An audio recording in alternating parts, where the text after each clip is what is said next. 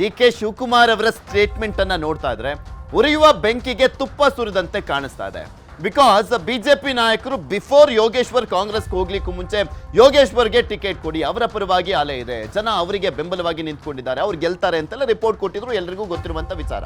ಹಾಗೆ ಕುಮಾರಸ್ವಾಮಿ ಅವರ ಒಂದು ಪ್ರಾಬಲ್ಯವನ್ನ ಕುಗ್ಗಿಸುವಂತ ಪ್ರಯತ್ನ ಕೂಡ ಮಾಡುವಂತ ಕೆಲಸ ಆಗ್ತಾ ಇತ್ತು. ಆ ಸಂದರ್ಭದಲ್ಲೇ ಕುಮಾರಸ್ವಾಮಿ ಅವರು ಹೇಳಿದ್ರು, ಇಲ್ಲಿ ಕೆಲವು ಬಿಜೆಪಿ ನಾಯಕರು ಅಮಿತ್ ಶಾ ಅವರ ಜೊತೆ, ಮೋದಿ ಅವರ ಜೊತೆ ಇರುವಂತ ನನ್ನ ಸಂಬಂಧವನ್ನ ಕುಗ್ಗಿಸುವಂತ ಪ್ರಯತ್ನ ಮಾಡ್ತಾ ಇದ್ದಾರೆ, ಅದು ಸಾಧ್ಯ ಇಲ್ಲ ಅಂತ ಆಕ್ರೋಶವನ್ನ ವ್ಯಕ್ತಪಡಿಸಿದ್ರು. ಈಗ ಎಲ್ಲೋ ಒಂದ್ ಕಡೆ ಇದನ್ನೇ ಇಂಡೈರೆಕ್ಟ್ ಆಗಿ ಅವರ ಬಾಣವನ್ನ ಅವರಿಗೆ ತಿರುಗಿಸಿ ಬಿಡುವಂತ ಕೆಲಸವನ್ನ ಡಿ.ಕೆ. ಶಿವಕುಮಾರ್ ಅವರು ಮಾಡ್ತಾ ಇದ್ದಾರಾ ಅಂತ, ತಂದಿಡುವಂತ ಕೆಲಸ ಆಗ್ತಾ ಇದೆಯಾ ಅಂತ. ಒಂದು ರೀತಿ ತಂದಿಡುವಂಥ ಕೆಲಸ ಅಂತೇಳಿ ಬಿ ಜೆ ಪಿ ನಾಯಕರು ಆರೋಪವನ್ನು ಮಾಡ್ತಾಯಿದ್ದಾರೆ. ಇತ್ತ ಆಂತರಿಕವಾಗಿ ಅದು ಹೌದು ನಿಜ ಅನ್ನುವಂಥ ಒಂದು ಚರ್ಚೆ ಮತ್ತು ವಿಮರ್ಶೆ ಇದೀಗ ಬಿ ಜೆ ಪಿ ಪಾಳ್ಯ ಮತ್ತು ಜೆ ಡಿ ಎಸ್ ಪಾಳ್ಯದಲ್ಲಿ ಕೇಳಿಬರ್ತಾ ಇರ್ತಕ್ಕಂಥದ್ದು. ಯಾಕಂತ ಹೇಳಿದ್ರೆ ಇದಕ್ಕೆರಡು ಉದಾಹರಣೆ ಕೊಡ್ತೀನಿ ಪೃಥ್ವಿರಾಜ್. ನೋಡಿ, ಈ ಒಂದು ವಿಧಾನಸಭಾ ಚುನಾವಣೆ ಅಂದರೆ ಚನ್ನಪಟ್ಟಣ ವಿಧಾನಸಭಾ ಕ್ಷೇತ್ರದ ಉಪಚುನಾವಣೆ ಘೋಷಣೆಗೂ ಮುನ್ನ ಅಲ್ಲಿ ಒಂದು ಮಾಜಿ ಉಪಮುಖ್ಯಮಂತ್ರಿಯೂ ಆಗಿರ್ತಕ್ಕಂಥ ಶಾಸಕ ಡಾಕ್ಟರ್ ಸಿ.ಎನ್. ಅಶ್ವತ್ಥನಾರಾಯಣ ನೇತೃತ್ವದ ತಂಡ ಅಲ್ಲಿ ರಾಮನಗರ ಜಿಲ್ಲೆಯ ಮುಖಂಡರು, ಪದಾಧಿಕಾರಿಗಳು, ಕಾರ್ಯಕರ್ತರ ಅಭಿಪ್ರಾಯವನ್ನು ಸಂಗ್ರಹ ಮಾಡಿ ಒಂದು ಬಿ ಜೆ ಪಿ ಹೈಕಮಾಂಡ್ಗೆ, ರಾಜ್ಯ ನಾಯಕರಿಗೆ ಒಂದು ವರದಿಯನ್ನು ಕೊಟ್ಟಿತ್ತು. ಏನು, ಅಲ್ಲಿ ಸಿ ಪಿ ಯೋಗೀಶ್ವರ್ ಅವ್ರನ್ನ ಕಣಕ್ಕಿಳಿಸಿದ್ರು ಮಾತ್ರ ಅಲ್ಲಿ ಗೆಲುವು ಅನ್ನುವಂಥ ಒಂದು ವರದಿಯನ್ನು ಕೊಟ್ಟಿದ್ದರು. ಯಾವುದು, ಬಿಫೋರ್ ಬೈ ಎಲೆಕ್ಷನ್.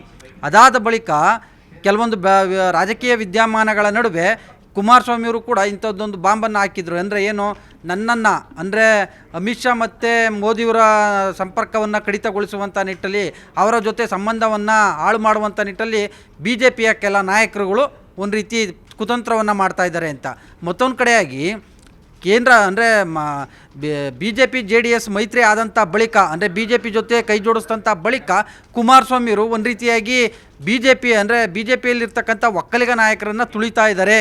ಅದರಲ್ಲೂ ಕೂಡ ರಾಜ್ಯ ಬಿ ಜೆ ಪಿ ನಾಯಕರನ್ನು ಒಂದು ರೀತಿ ಸೈಡ್ಲೈನ್ ಮಾಡಿ ಅವರು ಮುನ್ನೆಲೆಗೆ ಬರುವಂಥ ಒಂದು ಪ್ರಯತ್ನವನ್ನು ಮಾಡ್ತಾ ಇದ್ದಾರೆ ಅನ್ನುವಂಥ ಒಂದು ಅಸಮಾಧಾನ ರಾಜ್ಯ ಬಿ ಜೆ ಪಿ ನಾಯಕರಿಗೆ ಇರುವಂಥದ್ದು ನಿಜ. ಇದನ್ನು ಪರೋಕ್ಷವಾಗಿ ಮತ್ತು ಬಹಿರಂಗವಾಗಿ ಕೆಲ ನಾಯಕರುಗಳು ಕೂಡ ವ್ಯಕ್ತಪಡಿಸಿದ್ದಾರೆ. ಸೊ ಹೀಗಾಗಿಯೇ ಇವತ್ತು ಡಿ.ಕೆ. ಶಿವಕುಮಾರ್ ಅವರು ಇಂಥ ಒಂದು ಅಂದರೆ ಸೂಕ್ತ ಸಮಯವನ್ನು ನೋಡಿ ಅಂಥದ್ದೊಂದು ಕಾರ್ಡನ್ನು ಪ್ಲೇ ಮಾಡಿದ್ದಾರೆ. ಅಂದರೆ ಏನು, ಚನ್ನಪಟ್ಟಣ ವಿಧಾನಸಭಾ ಕ್ಷೇತ್ರದಲ್ಲಿ ಸಿ ಪಿ ಯೋಗೀಶ್ವರ್ ಗೆಲ್ಲೋದಕ್ಕೆ ಜೆ ಡಿ ಎಸ್ ಮತ್ತು ಬಿ ಜೆ ಪಿ ಕಾರ್ಯಕರ್ತರು ಮತ್ತು ಮುಖಂಡರುಗಳು ಇವರೆಲ್ಲ ಸಹಕಾರ ಇದೆ, ಬಿ ಜೆ ಪಿಯವರ ಸಹಕಾರವೂ ಇದೆ ಎನ್ನುವಂಥ ಮಾತನ್ನು ಹೇಳಿದ್ದಾರೆ. ನಿಜ ಇದ್ದರೂ ಇರ್ಬೋದು. ಯಾಕಂತ ಹೇಳಿದ್ರೆ ಸಿ ಪಿ ಯೋಗೀಶ್ವರ್ ಅವ್ರನ್ನ ಅಲ್ಲಿ ಹೊರತುಪಡಿಸಿ ರಾಮನಗರ ಜಿಲ್ಲೆಯಲ್ಲಿ there is no alternative in B J P. ಅಲ್ಲಿ ಯೋಗೀಶ್ವರ್ ಅಂತ ನಾಯಕ ಇನ್ನೊಬ್ರು ಇಲ್ಲ ಅಲ್ಲಿ. ಯಾಕಂತ ಹೇಳಿದ್ರೆ ಡಾಕ್ಟರ್ ಸಿ.ಎನ್. ಅಶ್ವತ್ಥನಾರಾಯಣ ಸೇರಿದಂತೆ ಹಲವಾರು ಮಂದಿ ಬಿ ಜೆ ಪಿ ನಾಯಕರು ಏನು ರಾಜ್ಯ ನಾಯಕರಿಗೆ ಹೇಳಿದ್ದಾರೆ, ಸಿ ಪಿ ಯೋಗೀಶ್ವರ್ ಅವ್ರನ್ನ ನಾವು ಕಳ್ಕೊಬಾರ್ದಾಗಿತ್ತು, ಅವ್ರ ಪಕ್ಷದಲ್ಲಿ ಉಳಿಸ್ಕೊಬಾರ್ದಾಗಿತ್ತು ಅನ್ನುವಂಥ ನಿಟ್ಟಲ್ಲಿ ಆಂತರಿಕವಾಗಿ ಹೇಳಿದ್ದಾರೆ. ಸೊ ಹೀಗಾಗಿ ಈ ರೀತಿಯಾದಂಥ ಒಂದು ಕಡೆಯಾಗಿ ಕುಮಾರಸ್ವಾಮಿಯವರು ಮೇಲ್ಗೈ ಬಿ ಜೆ ಪಿಯಲ್ಲಿ ಮೇಲ್ಗೈ ಸಾಧಿಸ್ತಾರೆ ಎನ್ನುವಂಥ ಒಂದು ಲೆಕ್ಕಾಚಾರ, ಮತ್ತೊಂದು ಕಡೆಯಾಗಿ ಸಿ ಪಿ ಯೋಗೀಶ್ವರ್ ಅವರು ಬಿಟ್ಟರೆ ಅಲ್ಲಿ ಬಿ ಜೆ ಪಿಯಲ್ಲಿ ಸಮರ್ಥ ನಾಯಕರು ಇಲ್ಲ ಅನ್ನುವಂಥ ನಿಟ್ಟಲ್ಲಿ ಅನಿವಾರ್ಯವಾಗಿ ತಳಾಂತದ ಕೆಲ ಕಾರ್ಯಕರ್ತರುಗಳು ಅಸಮಾಧಾನಿತ, ಅತೃಪ್ತ, ಕೆಲವೊಬ್ಬರು ಬೇಸರಗೊಂಡಿರ್ತಕ್ಕಂಥ ಕಾರ್ಯಕರ್ತರುಗಳು ಜೆ ಡಿ ಎಸ್ನ ಬಿ ಜೆ ಪಿಯ ಕೆಲ ಕಾರ್ಯಕರ್ತರು ಕೈ ಜೋಡಿಸಿರ್ಬೋದು. ಯಾಕಂತ ಹೇಳಿದ್ರೆ 1 ಲಕ್ಷಕ್ಕೂ ಹೆಚ್ಚು ಮತಗಳನ್ನು ಪಡ್ಕೊತಾರೆ ಅಂದರೆ ಬಹುಶಃ ಅದಿದ್ರೂ ಇರ್ಬೋದು. ಯಾಕಂತ ಹೇಳಿದ್ರೆ ಅಲ್ಲಿ ಕಾಂಗ್ರೆಸ್ಗೆ ಅಷ್ಟರ ಮಟ್ಟಿಗೆ ಅಲ್ಲಿ ಬೆಂಬಲ ಇಲ್ಲ, ಅಷ್ಟರ ಮಟ್ಟಿಗೆ ಅಲ್ಲಿ ಪ್ರಾಬಲ್ಯ ಇಲ್ಲ. ಅದು ಯೋಗೀಶ್ವರ್ ಅವರ ವೈಯಕ್ತಿಕ ವರ್ಚಸ್ಸು.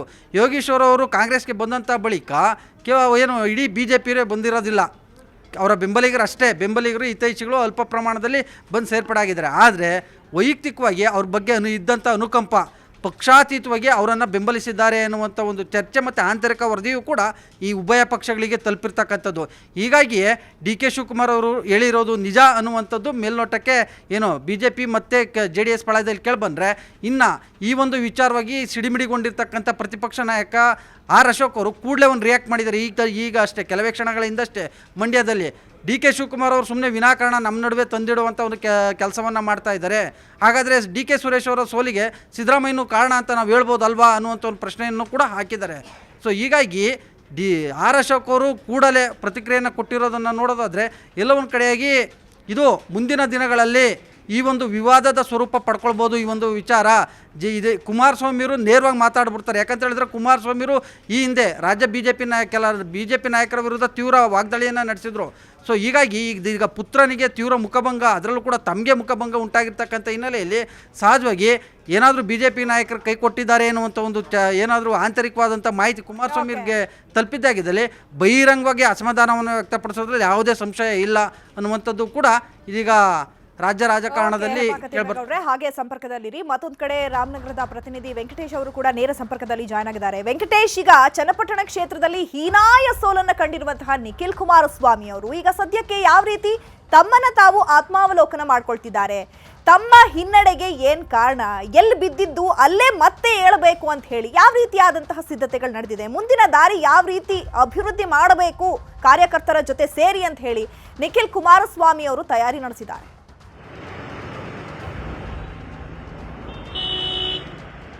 ಚೈತ್ರ, ಏನಂದರೆ ಚನ್ನಪಟ್ಟಣ ಬೈ ಎಲೆಕ್ಷನ್ನಲ್ಲಿ ಏನು JDSನ ಅಭ್ಯರ್ಥಿಯಾಗಿದ್ದಂಥ ನಿಖಿಲ್ ಕುಮಾರಸ್ವಾಮಿ ಅವರಿಗೆ ಈ ಬಾರಿ ಭಾಳ ದೊಡ್ಡ ಮಟ್ಟದ ಏನು ಸೋಲಾಗಿದೆ.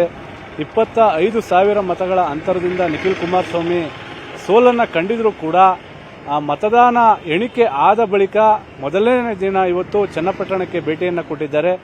ಅವರ ಅಭಿಮಾನಿಯೋರ್ವ ಆತ್ಮಹತ್ಯೆಗೆ ಯತ್ನಪಟ್ಟಿದ್ದಂಥ ವಿಚಾರವನ್ನು ತಿಳಿದಂಥ ನಿಖಿಲ್ ಕುಮಾರಸ್ವಾಮಿ ಅವರ ಕಾರ್ಯಕರ್ತರ ಜೊತೆಗೆ ಆತನ ಮನೆಗೆ ಭೇಟಿಯನ್ನು ಕೊಟ್ಟಿದ್ದಾರೆ. ಜೊತೆಗೆ ಸ್ಥಳೀಯ ಮುಖಂಡರು ಕಾರ್ಯಕರ್ತರ ಜೊತೆಗೆ ಚರ್ಚೆಯನ್ನು ಮಾಡಿದ್ದಾರೆ. ಈ ವೇಳೆ ನಿಖಿಲ್ ಕುಮಾರಸ್ವಾಮಿ ಅವರಿಗೆ ಕಾರ್ಯಕರ್ತರು ಸಮಾಧಾನ ಮಾಡುವ ಬದಲು ನಿಖಿಲ್ ಕುಮಾರಸ್ವಾಮಿ ಅವರೇ ಕಾರ್ಯಕರ್ತರು ಮತ್ತು ಮುಖಂಡರಿಗೆ ಸಮಾಧಾನವನ್ನು ಮಾಡಿದ್ದಾರೆ. ಅಂದರೆ ಮುಂದಿನ ದಿನಗಳಲ್ಲಿ ನಾನು ನಿಮ್ಮ ಪರವಾಗಿ ನಿಂತ್ಕೊಳ್ತೇನೆ, ಚನ್ನಪಟ್ಟಣದಿಂದ ನನ್ನ ರಾಜಕೀಯ ಪ್ರಾರಂಭ ಆಗಿದೆ, ನಾನು ಎಲ್ಲಿ ಕಳ್ಕೊಂಡಿದ್ದೇನೋ ಅಲ್ಲೇ ಪ್ರಾರಂಭ ಮತ್ತೆ ಮಾಡ್ತೇನೆ ಎನ್ನುವಂಥ ಶಪಥವನ್ನು ಇವತ್ತು ಮಾಡಿದ್ದಾರೆ. ಅಂದರೆ ಮಂಡ್ಯ ಸೋಲಾಗಿದ್ರು, ರಾಮನಗರ ಸೋಲಾಗಿದ್ರು ಕೂಡ ಚನ್ನಪಟ್ಟಣದಲ್ಲಿ ಈ ಬಾರಿ ದೊಡ್ಡ ಮಟ್ಟದ ಒಂದು ಹೋರಾಟ ನಡೆದಿತ್ತು. ಅದರಲ್ಲೂ ವಿಶೇಷವಾಗಿ JDSನ ಎಲ್ಲ ನಾಯಕರುಗಳು ಭಾಗಿಯಾಗಿದ್ದರು, BJPಯ ನಾಯಕರುಗಳು ಭಾಗಿಯಾಗಿದ್ದರು. ಮತ್ತೊಂದು ಕಡೆ ಕಾಂಗ್ರೆಸ್ನ ಅಭ್ಯರ್ಥಿ ಪರವಾಗಿ ಕಾಂಗ್ರೆಸ್ನ ನಾಯಕರುಗಳು ಕೂಡ ಭಾಗಿಯಾಗಿದ್ದರು. ಹಾಗಾಗಿ ಇದು ಒಂದು ದೊಡ್ಡ ಮಟ್ಟದ ಚುನಾವಣೆ ಕೂಡ ನಡೆದಿತ್ತು. ಹಾಗಾಗಿ ಇಂಥ ಒಂದು ಚುನಾವಣೆಯಲ್ಲಿ ಬಹಳ ದೊಡ್ಡ ಮಟ್ಟದ ಹೋರಾಟವನ್ನು ಕೊಟ್ಟಿದ್ದೇವೆ. JDS ಪಕ್ಷ ಈಗಾಗಲೇ 87,000 ಚಿಲ್ಲರೆ ಮತಗಳನ್ನು ಕೂಡ ಪಡ್ಕೊಂಡಿದೆ. ನಾವು ಏನು ಒಂದು ಸಮುದಾಯದಿಂದ ನಮಗೆ ಮತಗಳು ಬಂದಿಲ್ಲ, ಹಾಗಾಗಿ ಇದು ಸೋಲಾಗಿದೆ ಎನ್ನುವಂಥ ವಿಚಾರವನ್ನು ಬಹಳ ಸ್ಪಷ್ಟವಾಗಿ ಹೇಳಿರುವಂಥ ನಿಖಿಲ್ ಕುಮಾರಸ್ವಾಮಿ ಅವರು ಮುಂದಿನ ದಿನಗಳಲ್ಲಿ ಆ ಸಮುದಾಯವನ್ನು ಹೊರತುಪಡಿಸಿ ನಾವು ಬೇರೆಲ್ಲ ಸಮುದಾಯಗಳನ್ನು ವಿಶ್ವಾಸಕ್ಕೆ ತೆಗೆದುಕೊಂಡು ಹೊಸ ರೀತಿಯಾದಂಥ ರಾಜಕೀಯ ಸ್ಟ್ರಾಟಜಿ ಮಾಡುವ ಮೂಲಕ ನಾವು ಚನ್ನಪಟ್ಟಣ ಕ್ಷೇತ್ರದಿಂದನೇ ಮತ್ತೆ ನನ್ನ ರಾಜಕೀಯವನ್ನು ಪ್ರಾರಂಭ ಮಾಡ್ತೇನೆ ಎನ್ನುವಂಥ ವಿಚಾರವನ್ನು ತನ್ನ ಕಾರ್ಯಕರ್ತರು ಹಾಗೆ ಮುಖಂಡರಿಗೆ ಹೇಳಿರುವಂಥದ್ದು. ಇದು ಎಲ್ಲೋ ಒಂದು ಕಡೆ ಸ್ಪೋರ್ಟಿವ್ ಆಗಿ ತಗೊಂಡಿರುವಂತಾಗೆ ಕಾಣಿಸ್ತಾ ಇದೆ. ಯಾಕಂದರೆ ಅಂದರೆ ಸೋತ ಬಳಿಕ ನಿಖಿಲ್ ಕುಮಾರಸ್ವಾಮಿ ಅವರು ಈ ರೀತಿಯಾದಂಥ ಒಂದು ಹೇಳಿಕೆಗಳನ್ನು ಕೊಡ್ತಾ ಇರುವಂಥದ್ದು ಎಲ್ಲೋ ಒಂದು ಕಡೆ ಕಾರ್ಯಕರ್ತರು ಮತ್ತು ಮುಖಂಡರಿಗೆ ಆತ್ಮವಿಶ್ವಾಸವನ್ನು ತುಂಬುವಂಥ ಕೆಲಸವನ್ನು ಮಾಡ್ತಾ ಇದ್ದಾರೆ. Chaitra, okay, thank you Venkatesh ತಮ್ಮೆಲ್ಲ ಇನ್ಫಾರ್ಮೇಷನ್ಗೆ. ಥ್ಯಾಂಕ್ ಯು ಹೆಬ್ಬಾಕ ತಿಮ್ಮೇಗೌಡ್ರೆ ತಮ್ಮೆಲ್ಲ ಇನ್ಫಾರ್ಮೇಷನ್ಗೆ. ನಿಮ್ಮ ದೌರ್ಬಲ್ಯ ಮುಚ್ಚಿಕೊಳ್ಳೋದಕ್ಕೆ ಮುಸ್ಲಿಮರ ಮೇಲೆ ಯಾಕೆ ಆಪಾದನೆ ಮಾಡ್ತಾ ಇದ್ದೀರಾ? ಚನ್ನಪಟ್ಟಣದಲ್ಲಿ ಮುಸ್ಲಿಮರು ಓಟು ಕೊಟ್ಟಾಗಲೇ ನಿಮ್ಮಜ್ಜ ಸಿಎಂ ಆಗಿದ್ದು ಒಂದು ಸಮುದಾಯ ಕಾರಣ ಎಂದ ನಿಖಿಲ್ಗೆ ಸಿಎಂ ಇಬ್ರಾಹಿಂ ಟಾಂಗ್ ಅನ್ನ ಕೊಟ್ಟಿದ್ದಾರೆ. ಚನ್ನಪಟ್ಟಣದಲ್ಲಿ ಮುಸ್ಲಿಮರು ಓಟು ಕೊಟ್ಟಾಗಲೇ ನಿಮ್ಮಜ್ಜ ಸಿಎಂ ಆಗಿದ್ದು ಅಂತ ಸಿಎಂ ಇಬ್ರಾಹಿಂ ಟಾಂಗ್ ಅನ್ನ ಕೊಟ್ಟಿರುವಂಥದ್ದು. ಅವ್ರ ಹೇಳಿಕೆನೇ ಅರ್ಥ ಮಾಡ್ಕೊಳ್ತಾ ಇಲ್ಲ ಅನ್ಸತ್ತೆ ಇಬ್ರಾಹಿಂ ಅವರು. ಈ ಮುಂಚೆ ಎಲ್ಲ ಅವ್ರ ಜೊತೆನೆ ನಿಂತ್ಕೊಳ್ತಾ ಇದ್ರು, ಬಟ್ ಈ ಚುನಾವಣೆಯಲ್ಲಿ ಇಲ್ಲ ಅನ್ನುವಂಥದ್ರ ಒಂದು ಸಾರಾಂಶವನ್ನ ಹೇಳಲಿಕ್ಕೆ ಹೊರಟಿರೋದು ನಿಖಿಲ್ ಕುಮಾರಸ್ವಾಮಿ ಅವರು. ಸಿಎಂ ಇಬ್ರಾಹಿಂ ಅವರ ಟಾರ್ಗೆಟ್ ಈಗ JDS ಆಗಿದೆ. ಬಿಕಾಸ್ JDS ಇಂದ ಉಚ್ಚಾಟನೆ ಮಾಡಿ ಕಳಿಸಿರುವಂಥ ಕಾರಣಕ್ಕೋಸ್ಕರ ಸಹಜವಾಗಿ ವಾಗ್ದಾಳಿಯನ್ನು ಮಾಡ್ತಾ ಇದ್ದಾರೆ. ಅದನ್ನು ಮುಂದುವರಿಸಿದ್ದಾರೆ. ಏನು ಹೇಳಿದ್ರು ಕೇಳೋಣ. ಯಾರು ಹೋಗ್ತಾ ಇಲ್ಲ, ಡೀಟೇಲಿಂಗ್ ಯಾರು. ಒಂದು ಸಮುದಾಯವನ್ನ ಬಹುಶಃ ಪ್ರತಿ ಚುನಾವಣಾ ಸಂದರ್ಭದಲ್ಲೂ ಸನ್ಮಾನ್ಯ ದೇವೇಗೌಡರು ಸಾಹೇಬರು ಅವ್ರ ಪರವಾಗಿ ದೊಡ್ಡ ಮಟ್ಟದ ನಿರ್ಣಯವನ್ನು ತಗೊಂಡು ಒಂದು ರಿಸರ್ವೇಶನ್ ಅನ್ನು ಕೊಟ್ಟರು. ಆ ಸಮುದಾಯದ ಏಳಿಗೆಗೋಸ್ಕರ, ಸಮಾಜದ ಏಳಿಗೆಗೋಸ್ಕರ ದೇವೇಗೌಡರು ಸಾಹೇಬರು ಸಾಕಷ್ಟು ತ್ಯಾಗವನ್ನು ಮಾಡಿದ್ದಾರೆ, ಕೆಲಸವನ್ನು ಮಾಡಿದ್ದಾರೆ. ಆದರೆ ವಿಪರ್ಯಾಸ ಆ ಸಮುದಾಯ ನಮ್ಮನ್ನ ನೆನೆಸ್ಕೊಳ್ತಾ ಇಲ್ಲ. ಅಪ್ಪ ನಿಖಿಲ, ಎಷ್ಟಿದಾರಪ್ಪ ಅಲ್ಲಿ ಅಲ್ಪಸಂಖ್ಯಾತರು? 25,000 ಓಟ್ ಆಗ್ಯಾವೆ. ಯೋಗೇಶಿಗೆ ಬಂದಿದ್ದು 1,05,000. ಇನ್ನು 80,000 ಮತ ಯಾರದ್ಲಪ್ಪ? ಅದ್ರಲ್ಲಿ ಒಕ್ಕಲಿಗರ ಮತ ಇಲ್ವಾ? ದಲಿತರದ್ದು, ಅಹಿಂದದ ಮತ ಇಲ್ಲ. ಇನ್ನು ಯಾಕೆ ನೀವು ನಿಮ್ಮ ದೌರ್ಬಲ್ಯವನ್ನ ಮುಚ್ಕೊಳ್ಳೋದಿಕ್ಕೆ ಮುಸಲ್ಮಾನರನ್ನ ಯಾಕೆ ಬಲಿ ಪಶು ಮಾಡಕ್ ಹೊಂಟಿರಿ? ನಿಮ್ಮಪ್ಪ ಚೆನ್ನಾಗಿದ್ದಾಗ ಓಟ್ ಕೊಟ್ಟಿಲ್ವಾ? ಮಗ ನಿಖಿಲ ನಿಮ್ಮ ಅಜ್ಜನಿಗೆ ರಾಮನಗರದಲ್ಲಿ 32,000 ಜನ ಸಾಹೇಬರು 95ರಲ್ಲಿ ಓಟ್ ಕೊಟ್ಟಾಗ ನಿಮ್ಮ ಅಜ್ಜ ಚೀಫ್ ಮಿನಿಸ್ಟರ್ ಆದ. 18 ಸೀಟ್ ಪಾರ್ಲಿಮೆಂಟ್ ಗೆಲ್ಸಿದ್ರು. ನಿಮ್ಮ ಅಜ್ಜ ಪ್ರೈಮ್ ಮಿನಿಸ್ಟರ್ ಆದ್ರು. ಮರ್ತು ಬಿಟ್ಟೇನಪ್ಪ? ನೀನಿನ್ನೂ ಹುಟ್ಟಿಲ್ಲ ಅಂದಂಗೆ ಕಾಣತ್ತ ಅವಾಗ.